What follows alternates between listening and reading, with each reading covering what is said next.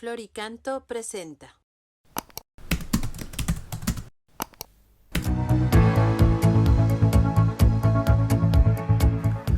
Número 548 del Compendio del Catecismo.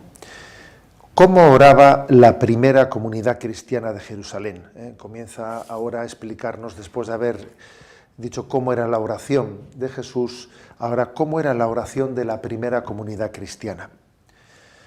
Al comienzo del libro de los Hechos de los Apóstoles se narra que en la primera comunidad de Jerusalén, educada por el Espíritu Santo en la vida de oración, los creyentes acudían asiduamente a las enseñanzas de los apóstoles, a la comunión, a la fracción del pan y a las oraciones. Bien, conviene fijarse en el inicio del libro de los Hechos de los Apóstoles, porque en él comienza un poco a expresarse cómo era la vida de la Iglesia, ¿no? La vida de la Iglesia después de la ascensión de Jesús a los cielos. Y enseguida se muestra algo que es que después de la ascensión a los cielos, dice Hechos de los Apóstoles, capítulo 1, a partir del versículo 12, entonces, después de la ascensión, se volvieron a Jerusalén, desde el monte que llamaban de los Olivos, ¿no? Donde tuvo lugar la ascensión. Regresaron a Jerusalén. Subieron a la sala superior donde se alojaban. Fijaros, estamos hablando del cenáculo. Cenáculo, que era ese primer lugar de encuentro de la primera comunidad cristiana. Bajan de la ascensión y van al cenáculo, era su lugar de reunión. Y dice, todos ellos perseveraban unánimes en la oración, junto con algunas mujeres y María, la madre de Jesús, y con sus hermanos. Es decir, que en cuanto que ya ha acontecido la ascensión, el lugar de encuentro para ellos, el lugar de convocatoria, era el cenáculo. Ellos estaban no únicamente en un lugar llamado cenáculo, sino en una actitud. Vivían en cenáculo, que quiere decir vivir en oración, vivir en comunión, vivir todos juntos. Allí iban a recibir también el don del Espíritu Santo, ¿no? Cenáculo no solo es un lugar, que por cierto es un lugar maravilloso que los peregrinos visitamos cuando vamos a Jerusalén, visitar el cenáculo. Pero no solo es un lugar, sino es también una actitud. Estaban en cenáculo, en oración. Jesús les había dicho, permaneced unidos y orad. Así vendrá a vosotros el Espíritu Santo. Bien, de esa forma comenzó la Iglesia a orar, estando en cenáculo, y por cierto, en detalle no menor, teniendo a María en ese cenáculo, teniéndole a ella como el corazón de esa comunidad orante.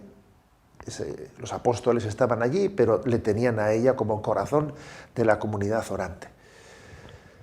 De esta manera, la primera comunidad cristiana comienza a ver cumplida la promesa que Jesús había hecho, ¿no? Yo os enviaré el Espíritu Santo. Os conviene que yo me porque así vendrá a vosotros el Paráclito, el Espíritu Santo. Él os recordará todas las palabras que os he dicho, y Él os introducirá en la vida de oración. Hay, por lo tanto, un cumplimiento de la promesa en la que es el Espíritu Santo el que introduce a la comunidad cristiana en esa actitud orante. ¿Cómo oraba la primera comunidad cristiana? Recordad que esta es la pregunta a la que estamos respondiendo. Bueno, sobre todo hay un versículo clave que ha sido objeto de mucha reflexión, de mucha contemplación, de exégesis, que es Hechos 2:42, ¿no? Allí se dice, y perseveraban en la enseñanza de los apóstoles, en la comunión, en la fracción del pan y en las oraciones.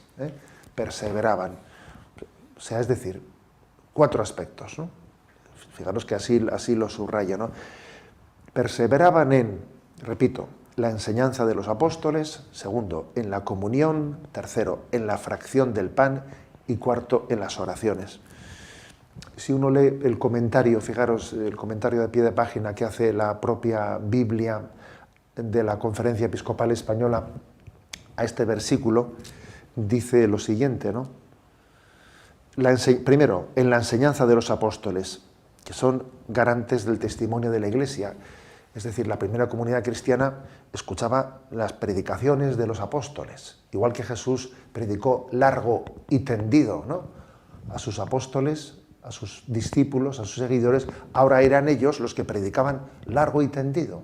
Vamos a escuchar la enseñanza de los apóstoles, ir a escuchar la enseñanza de la Iglesia. Para nosotros es toda una referencia, ¿eh? ¿Dónde escucho yo la enseñanza de la Iglesia? ¿Dónde me alimento de la palabra de Dios? ¿Quién me explica la palabra de Dios? ¿Quién me la muestra? ¿Quién me la da masticada? ¿Quién me la da? ¿Eh? Repito, dice, perseveraban en la enseñanza de los apóstoles. Y hay que ser perseverante, no solo un día, perseverante. Segundo, dice, perseveraban en la comunión. ¿Qué es la comunión?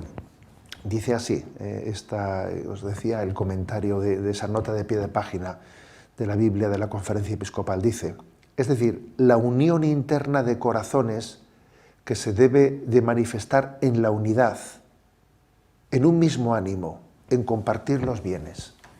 Es decir, la comunión, es decir, perseveraban también en tener el corazón unido.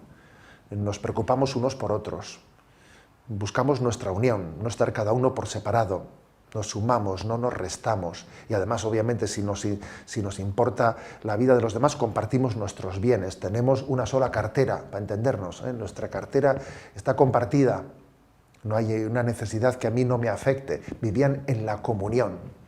En tercer lugar, dice la fracción del pan, que obviamente hace referencia a la celebración eucarística.